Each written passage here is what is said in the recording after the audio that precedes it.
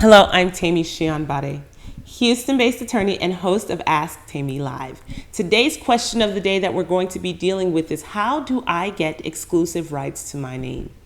I think it's a great question because people ask me this all the time. And essentially what they're trying to figure out is, how do I stop other people from using what I've invested my time, money, and effort into? And so let's dive in. Let's dig into this question. How do you do it? Well, the first thing I would suggest is being distinct, being unique, being creative. What do I mean? Well, when we're looking at the way the government decides who they're going to protect or how they're going to protect a particular name, right? A logo, a trademark. One of the things that they look at is distinction, distinctiveness. Now, what I'm saying is not an exact science. There are more, I would say, factors to kind of look into. And I'll probably do a video to kind of tell you about the strengths of a mark, what is a strong mark and what is considered a weak mark, and how much protection a strong mark gets versus how much protection a weak mark gets. We'll talk about it. But I will tell you this, the stronger marks are usually the more distinct marks, the more unique marks, the more creative marks. And so when you're coming up with whatever you're going to use to distinguish you as a producer of a good or a service,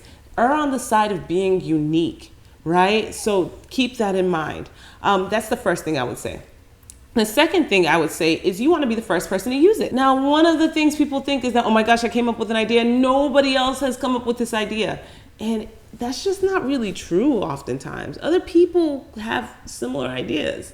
So when you have an idea and you feel really passionate about it and really strongly about it, start using it as quickly as possible. Because when we're looking at the way the federal government treats trademarks, one of the landmark factors that they keep in mind is who was the first to use it.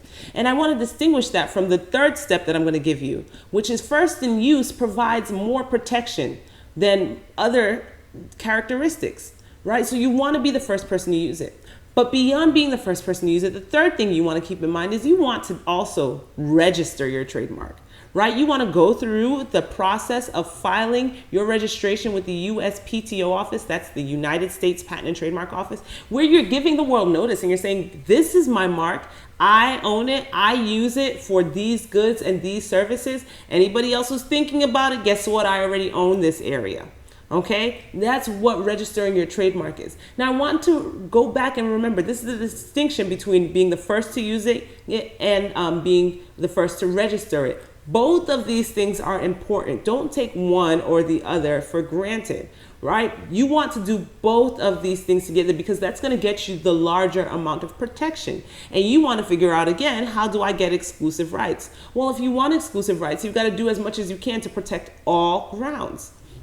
So we've talked about three things. We said be distinct, right? Then we said use it first. Then we said register your trademark. And the fourth thing I would say in order to get exclusive rights is you want to be vigilant. You want to make sure that you're paying attention to the mark that you're trying to use and how other people might be trying to use it, right? And you want to basically shut down, not shut down the whole company because we're not mean like that, but you want to stop other people from infringing on you. So if you see someone else in your space, in your area, using a name that's pretty similar, a name where other people could get the sources confused, you need to go ahead and you need to take steps, legal action to stop that. One of the first things people do is they do a cease and desist letter. They reach out to an attorney and an attorney writes a letter on their behalf saying, hey, we're putting you on notice. If you keep playing in this area, we're going to sue you and you will not like it. Now, many times that helps. If it becomes a more complex issue, you might end up in litigation. It might be a drawn out process. You don't want to deal with that, right? So when you have all these other areas covered, it makes it less likely, again, we can't guarantee because we can't control other people, but it makes it less likely that somebody else is going to try and infringe on your mark. And it's going to make it more likely that the federal government is going to say, you know what, this person, you being the person who's registered your mark, you've used it first and it's distinct, they're going to provide more protection to you and say, no, we're on your side. We're going to help you stop that other person. And when you come and sue them, we're going to say, yeah, you win, because you've taken the steps to cover your bases. So these are the things that I would say you would want to do if you're trying to get exclusive rights to your name. Remember, this is what I've described is more about the art of doing it. It's not the science. I haven't gone into the technicalities.